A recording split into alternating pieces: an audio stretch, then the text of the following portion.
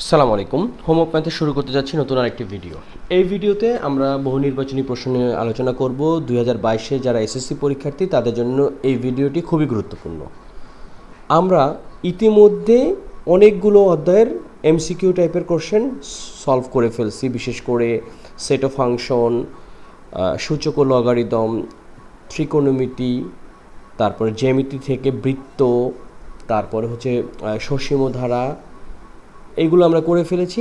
আজকে চিন্তা করে দেখলাম ব্যবহারিক জ্যামিতি নিয়ে আমাদের কিছু আলোচনা করা প্রয়োজন, কারণ বলা যায় না যে কোন ধরনের প্রশ্ন কোথা থেকে এসে পড়তে পারে। তাহলে চলো আমরা আজকের প্রশ্নটা সলভ করার চেষ্টা করি। 15-16টা থাকবে অবজেক্টিভ আজকের এই ভিডিওতে। হোপফুলি মনোযোগ সহকারে সবাই আমরা করব। তাহলে চলো শুরু করি।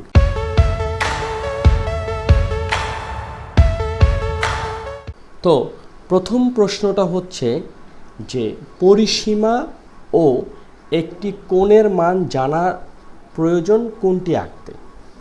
আচ্ছা, এখন এই প্রশ্নটা করার আগে আমাদেরকে দেখতে হবে যে কি আঁকতে কী কী প্রয়োজন। খেয়াল করো, আমরা যদি একটা বর্গ আঁকতে চাই তাহলে কিন্তু একটা যে কোনো বাহুর মান জানা থাকলেই বর্গ আঁকতে পারবো।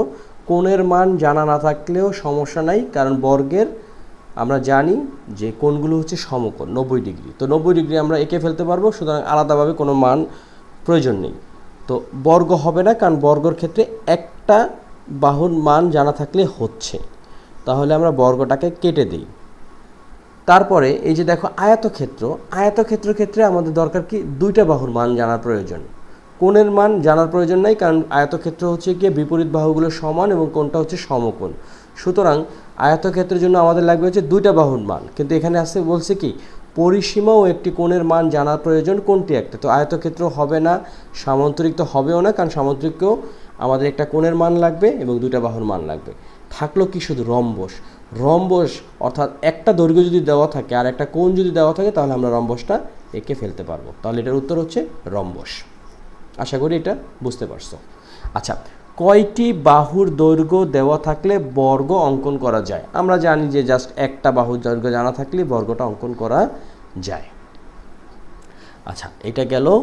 তারপরের প্রশ্নটা কি, এখন প্রশ্নটা হচ্ছে কয়টি উপাত্ত দেওয়া থাকলে ত্রিভুজ আঁকা যায়। আচ্ছা, এখন আমরা যেটা জানি যে ত্রিভুজ আঁকতে গেলে আমাদের কী কী লাগে। ত্রিভুজের থাকে হচ্ছে তিনটা বাহু, তাই না? তিনটি বাহু দ্বারা সীমাবদ্ধ ক্ষেত্রকে আমরা কি বলি, ত্রিভুজ বলি। এই হলো তিনটা বাহু, তাহলে তিনটা কোণ থাকতেছে, এই যে তিনটা কোণ থাকতেছে। এখন আমরা জানি ত্রিভুজ বিভিন্ন ধরনের আছে, যেমন কোনো কোনো ত্রিভুজের প্রত্যেকটি বাহু সমান, আবার কোনো কোনো ত্রিভুজের দুটি বাহু সমান আর একটা সমান না। একটা সমবাহু ত্রিভুজ, একটা সমদ্বিবাহু ত্রিভুজ, একটা সমকোণী ত্রিভুজ। তো আমরা জানি যে ত্রিভুজের তিন কোণের সমষ্টি হচ্ছে গিয়ে 180 ডিগ্রি। অর্থাৎ আমরা যদি দুইটা কোণ জানি তাহলে কিন্তু অপর কোণটা বের করতে পারি। দুইটা কোণ যদি জানি তাহলে অপর কোণটা বের করতে পারি। আবার দুইটা কোণ যদি আমরা যদি বাহু জানি তাহলে আর একটা যোগ করলে কিন্তু আর একটা বাহু হয়ে যাচ্ছে। তো আলটিমেটলি দেখা যাচ্ছে যে আমাদের কমপক্ষে তিনটা জিনিস যদি জানা থাকে, হয় দুইটা কোণ, হয় দুইটা বাহু। দুইটা বাহু হলে একটা কোণ হলেও চলবে, দুইটা কোণ হলেও আর একটা কোণ আমরা বের করে নিতে পারবো। তো আমরা যেভাবেই হিসাব করি না কেন, মোটামুটি তিনটা উপাত্ত জানা থাকলে একটা ত্রিভুজ আঁকা সম্ভব। চিন্তা করে দেখো, তোমরা নিজেদের মধ্যে চিন্তা করে দেখো, তাহলেও কিন্তু তোমরা বুঝতে পারবে। তো মোটামুটি তিনটা উপাত্ত যদি দেওয়া থাকে তাহলে আমাদের একটা ত্রিভুজ আঁকা সম্ভব। এরপরে কি বলছে, যে ত্রিভুজের সবগুলো বাহু সমান নয় সেটি কোন ধরনের ত্রিভুজ। আমরা ছোটোবেলায় পড়েছি বিভিন্ন ত্রিভুজের সংজ্ঞা। একটা আছে সবকটি বাহু যদি সমান হয় সেটা হচ্ছে সমবাহু ত্রিভুজ, দুটি বাহু সমান হলে সমদ্বিবাহু ত্রিভুজ। আবার যে ত্রিভুজের একটি কোণ হচ্ছে সমকোণ বা 90 ডিগ্রি সেটা হচ্ছে সমকোণী ত্রিভুজ। এবং ফাইনালি যেটা আমরা জানি যে ত্রিভুজের কোনো বাহুই সমান নয় সেটা হচ্ছে বিষমবাহু ত্রিভুজ। তাহলে এটার উত্তর হচ্ছে বিষমবাহু। এটা একটা গেল। আর একটু আগে যেটা দেখলাম যে কয়টি উপাত্ত থাকলে, তিনটি উপাত্ত থাকলে, একটু আলাদা করে দিলাম। আচ্ছা, এরপরের প্রশ্নটা কি, যে তিনটি বাহু ও কয়টি কর্ণ জানা থাকলে একটি নির্দিষ্ট চতুর্ভুজ আঁকা সম্ভব? 3টি বাহু এবং কয়টি কর্ণ জানা থাকলে একটি নির্দিষ্ট চতুর্ভুজ আঁকা সম্ভব। এই ধরনের প্রশ্ন যখন আমরা ফেস করব, তার আগে আমাদের উচিত হবে পাঠ্য বইটা একটু রিডিং করা। তাহলে এটার উত্তর কি হবে?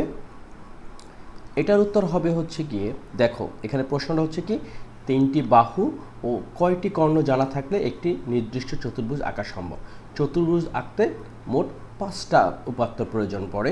তো 3টা বাহু থাকলে 2টা কর্ণ হলেই চলবে, তার মানে এটার উত্তর হবে 2টি কর্ণ। আমরা যদি বইয়ে দেখি, বইয়ে সুন্দর করে এরকম করে দেখা গেছে যে এরকম দেওয়াই আছে, তারপরে 3টা বাহু এবং 2টি কর্ণ দেওয়া আছে এবং একটা চতুর্ভুজও আঁকা আছে। তো এটা আশা করি বুঝতে পারছি।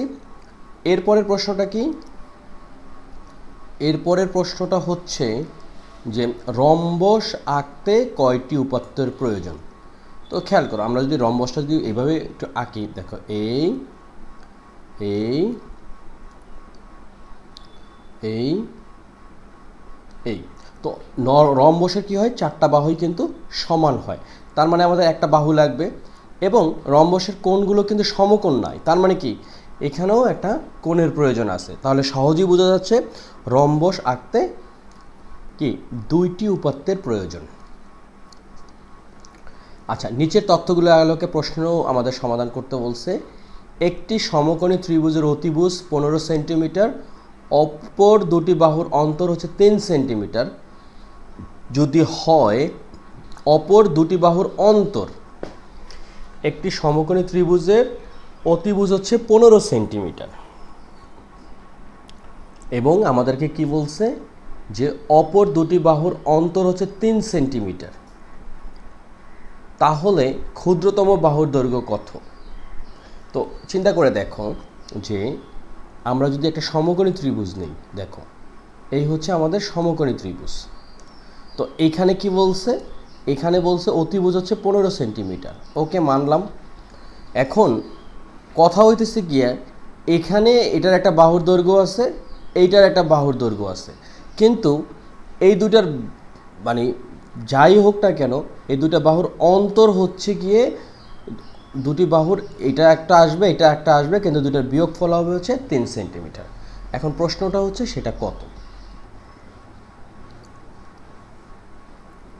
আচ্ছা, এই ক্ষেত্রে চিন্তা করে দেখো, আমরা যারা পিথাগোরাসের উপপাদ্য নিয়ে ধারণা আছে, পিথাগোরাসের উপপাদ্যতে কী আছে যে অতিভুজের বর্গ হচ্ছে কি অপর 2 বাহুর বর্গের যোগফলের সমান। তো আমাদের বলছে কি 2টি বাহুর অন্তর হচ্ছে 3 সেন্টিমিটার, এইটা আমরা মাথায় রাখলাম। কিন্তু তার আগে চিন্তা করে দেখো, আমরা যদি এই ত্রিভুজটার ক্ষেত্রে পিথাগোরাসের উপপাদ্য চিন্তা করি, তাহলে এই যে 15কে বর্গ করলে আসতেছে 225 সমান, এখানে এখন এমন 2টা সংখ্যা বসবে যাদের বর্গ করলে এবং যোগ করলে 225 হয়। তো চিন্তা করে দেখো যে এখানে যে ক্ষুদ্রতম বাহুর দৈর্ঘ্য কত। তো আমরা যদি 7কে বর্গ করি, দেখো এখানে আমাদের 7 এবং 8 নম্বর প্রশ্নটা করতে বলছে। আমরা যদি এইভাবে চিন্তা করি, 7কে যদি বর্গ করি তাহলে আসতেছে 49, তাই তো? তো 225 থেকে যদি আমরা 49 বাদ দেই, 225 থেকে যদি আমরা 49 বাদ দেই তাহলে কত দাঁড়াচ্ছে? 225 বিয়োগ হচ্ছে 49, অর্থাৎ 176। খেয়াল করো, 176 পূর্ণবর্গ সংখ্যা নয়, তার মানে 7 হবে না। 8 64, খেয়াল করো 225-এর থেকে যদি 64 বাদ দেই তাহলে 161 আসতেছে। 161ও পূর্ণবর্গ সংখ্যা নয়, কারণ কি আমাদের এমন 2টা সংখ্যা হতে হবে যে দুটাকে বর্গ করার ফলে যোগফল হবে 225-এর সমান, তার মানে 8ও হবে না। এরপরে কি আছে? 9, খেয়াল করো 9কে যদি আমরা বর্গ করি তাহলে আসতেছে 81, আর 225 থেকে যদি 81 বাদ দেই তাহলে কত থাকতেছে? খেয়াল করো 225 থেকে যদি 81 বাদ দেই তাহলে থাকতেছে 144। ইন্টারেস্টিং বিষয়, এখন খেয়াল করো 81 এইটার বর্গমূল করলে আসতেছে 9, 144 এটার বর্গমূল করলে আসতেছে 12, 12 থেকে 9 বাদ দিলে কত থাকে? 3। তার মানে খেয়াল করো, এটা আসতেছে 144 আর এটা আসতেছে 81, দুটা যোগ করলে 225 আসতেছে। এটার বর্গমূল হচ্ছে 12, এটার বর্গমূল হচ্ছে 9। 12 থেকে 9 বাদ দিলে আসতেছে 3। তার মানে এটার উত্তর হচ্ছে গ নাম্বারটা। এটা যদি গ নাম্বার হয় তো অপর বাহুটির দৈর্ঘ্য কত? স্বাভাবিকভাবে 12 হবে, 12 সেন্টিমিটার।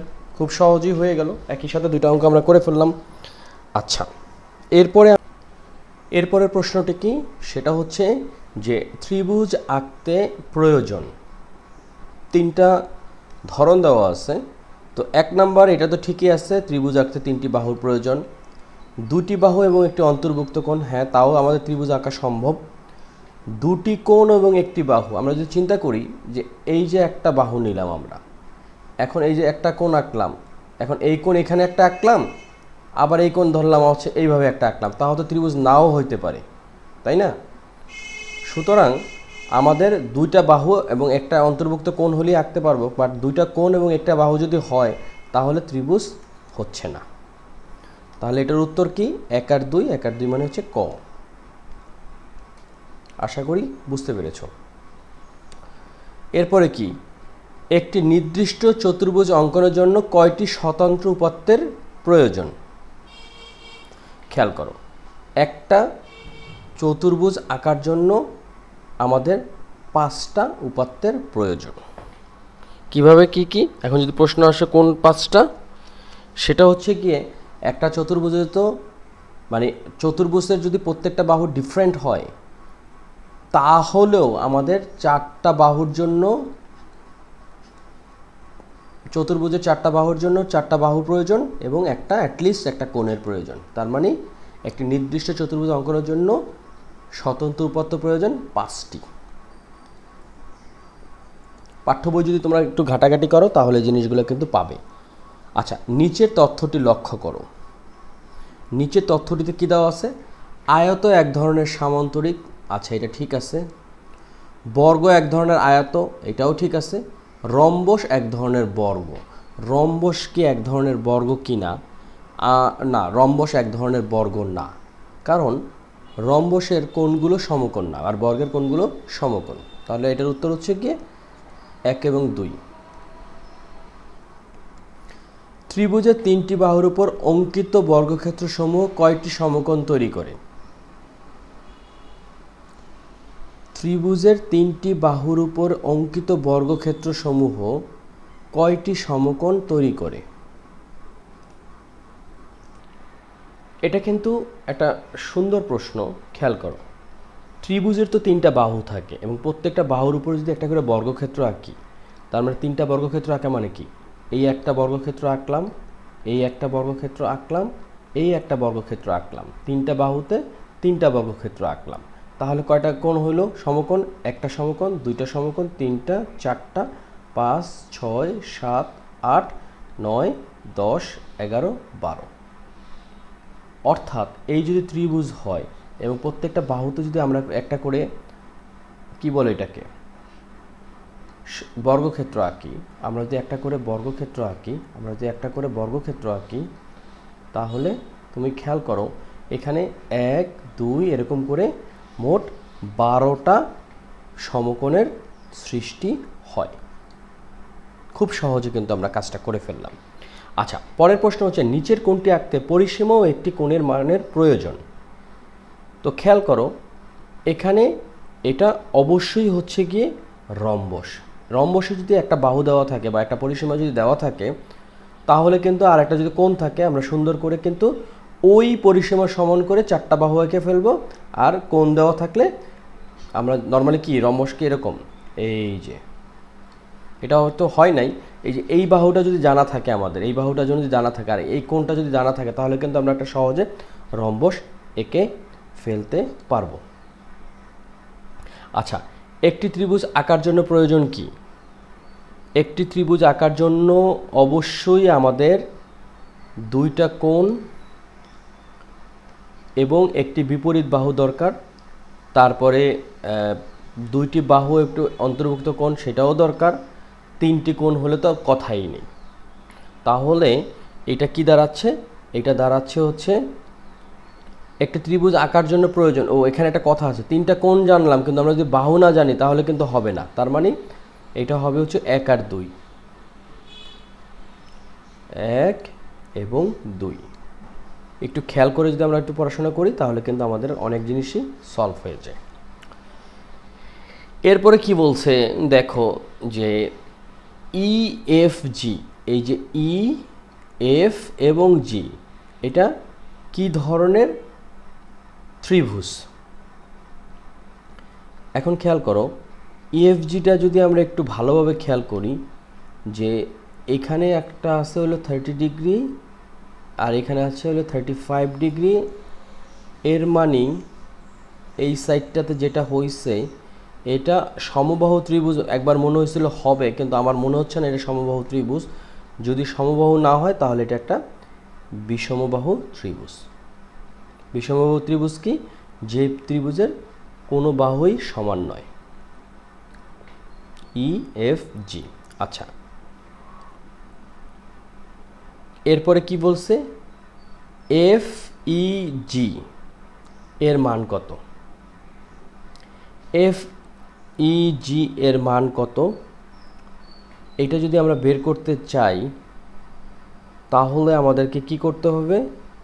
এই এফ ই জি, তাহলে এটার উত্তরটা বের করতে গেলে আমাদের কিন্তু একটু মাথা কাজ করতে হবে। খেয়াল করো, এখানে যে চিত্রটা দেওয়া আছে সেখানে এই যে এ ই এফ একটা ত্রিভুজ দেওয়া আছে, আবার ই জি বি একটা ত্রিভুজ দেওয়া আছে। তো খেয়াল করো, আমরা যদি সম্পাদ্য 3 দেখি, মানে পাঠ্য বইয়ের সম্পাদ্য 3 যদি খেয়াল করি, সেখানে আমরা দেখছি যে এখানে যেমন এএফ আর ইএফ, ওখানে কি চিত্র আছে সেটা ওখানকার বিষয়। এখানে এএফ সমান হচ্ছে ইএফ, আবার এখানে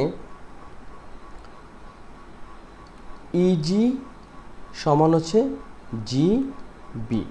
সেক্ষেত্রে এ যদি 35 ডিগ্রি হয় তাহলে এখানে ইও হবে 35 ডিগ্রি।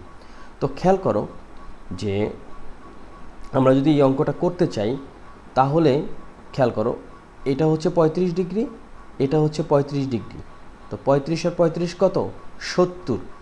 180 থেকে যদি আমরা 70 বাদ দেই তাহলে কত থাকতেছে? তাহলে থাকতেছে 110। তাহলে খেয়াল করো, এটা যদি আমরা করতে যাই তাহলে আমাদের যেটা করতে হবে, দেখো একটু বিশ্লেষণ করি, যে আমাদেরকে বের করতে বলছে কি এফ ই জি কোণটা কত। আচ্ছা, এফ ই জি কোণটা যদি আমরা বের করতে যাই তো প্রথমে আমরা দেখো যে এখানে ই এ ই A F, E A F এটা হচ্ছে 35 ডিগ্রি, তাই তো? তো দেখো একটুখানি বুঝতে হবে এই জায়গাটাতে, আমাদের এখানে মূল অঙ্কটা বের করার আগে আমাদের প্রথমে এফ কোণটা আর জি কোণটা বের করতে হবে। তো এফ কোণটা আর যদি জি কোণটা আমরা বের করতে যাই, অর্থাৎ ই এফ জি আর ই জি এফটা আমাদের আগে বের করতে হবে। আমি একটু প্রথম থেকে তোমাদেরকে বুঝাই। দেখো, সম্পাদ্য 3 যারা ভালো মতন করছে বা বুঝছে তাদের জন্য আমি একটু এটা আবার করতেছি। দেখো, প্রথমে আমাদেরকে বের করতে হবে এফ কোণটা, অর্থাৎ কোণ ই এফ জি। এটা সমান কি? আমরা যারা সম্পাদ্য 3 করছি তারা জানি যে এটা সমান হচ্ছে গিয়ে ই এ এফ যোগ হবে হচ্ছে কি এ ই এফ, এ ই এফ। তো এটা কত? এটা হলো 35 ডিগ্রি যোগ 35 ডিগ্রি, অর্থাৎ এটা আসলে কত? 70 ডিগ্রি। তার মানে এফ কোণটা কত? এফ কোণটা আমরা পাইলাম 70 ডিগ্রি। এই একটা পার্ট গেল। এরপরে আর একটা ত্রিভুজ আমাদেরকে বের করতে হবে, এই যে জিটা, তার মানে ই জি, তারপরে কি ইজি এফ। এই কোণটা সমান আমরা কি লিখতে পারি? এই কোণটা সমান লিখতে পারি আমরা ইবিজি যোগ বিইজি। খেয়াল করো,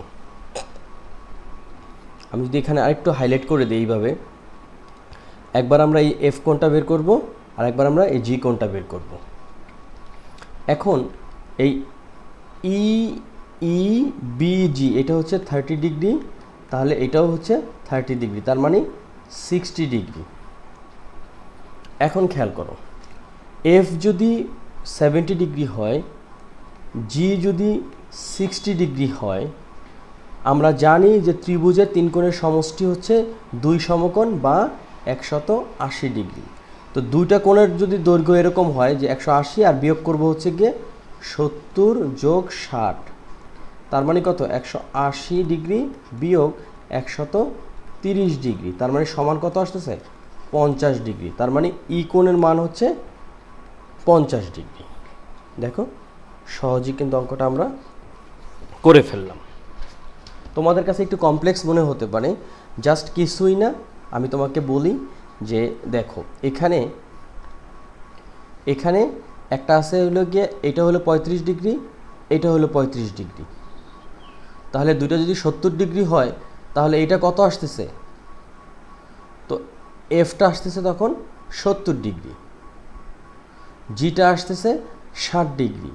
তো 60 আর 70 হচ্ছে 130।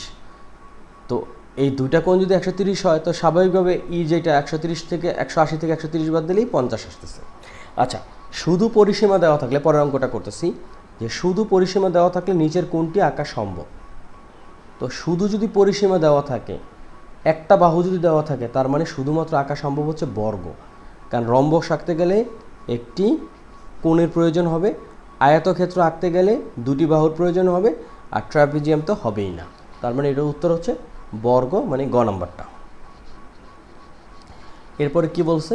কোনো চতুর্ভুজের পরিসীমা এবং একটি কোণ দেওয়া আছে, নিচের কোণটা আঁকা যাবে। সামান্তরিক আঁকতে গেলে দুটো বাহুর দৈর্ঘ্য প্রয়োজন হবে, তার মানে এটা হবে না। আয়তক্ষেত্র গেলেও একই অবস্থা। আবার এখানে বলছে নট ইকুয়াল 90 ডিগ্রি, আয়তক্ষেত্র অবশ্যই 90 ডিগ্রি, ট্রাপিজিয়াম তো নাই, থাকলো শুধু রম্বস। কারণ আমরা জানি রম্বসে যদি একটা বাহু দেওয়া থাকে আর একটা যদি কোণ দেওয়া থাকে, কোণটা 90 ডিগ্রি না, জাস্ট যে কোনো একটা ডিগ্রি হলেই সুন্দর করে আমরা রম্বস এঁকে ফেলতে পারবো। তো এই ছিল আজকের আমাদের সমাধান। এই জ্যামিতিগুলো বোঝাতে গেলে একটা প্রবলেম হচ্ছে কি, যে একটা উপপাদ্য বা একটা সম্পদ যত সহজে করা যায়, বাট একটা অঙ্কের ভিতর, মানে জ্যামিতি যখন অঙ্কের ভিতর থেকে করা হয়, যদি প্র্যাকটিস ভালো না থাকে তাহলে কিন্তু সমস্যা।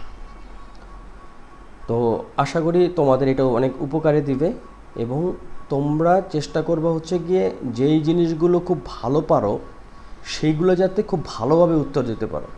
আর শেষ মুহূর্তে এসে যেগুলো খুব কঠিন, নতুন করে আমার মনে হয় না করার প্রয়োজন আছে। এটা করতে গিয়ে যদি তোমরা যে সময় নষ্ট করো, তাহলে তোমরা বিপদে পড়বে। তো যাই হোক, আজকের ভিডিওটা এখানেই শেষ করি। অনেকক্ষণ ধরে ভিডিও করলাম, আমি জানি না তোমাদের মানে বোঝার অবস্থাটা কি আছে, বাট তোমরা অবশ্যই ব্যবহারিক জ্যামিতি যে অনুশীলনীটা আছে, সম্ভবত অধ্যায়